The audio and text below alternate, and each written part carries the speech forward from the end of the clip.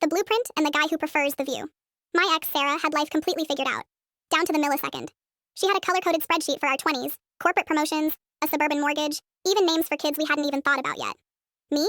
I was 24, working a dead-end job at a local bicycle repair shop, making $16 an hour.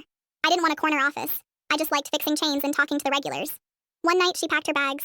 She looked at me, completely exhausted, and said, "I can't build a life with someone who has zero drive." She took the fancy espresso machine and left a self-help book on the kitchen counter. Honestly, it hurt, but I just kept fixing bikes. A month later, my uncle called. He needed someone to manage a tiny, rundown surf shop in Oahu, Hawaii. Pay was awful, but it came with a shack on the beach.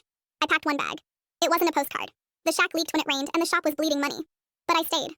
I learned how to shape surfboards from an old local named Kai, who wore mismatched flip-flops and taught me how to read the ocean swells. For the first time in my life, nobody was demanding a corporate resume. Then I met Malia. She ran a shave ice shack next door. Every evening, she'd bring over a leftover coconut bowl, sit on the sand, and just watch the sunset with me. She never asked where I saw myself in 5 years. She just asked if the waves were good today. Last week, Sarah texted, "I miss you. I realize now I was too hard on you. Let's talk." I looked at Malia, laughing as she tried to teach me how to properly cut a mango. I texted Sarah back. "I finally found my drive. Turns out, it's a beach cruiser."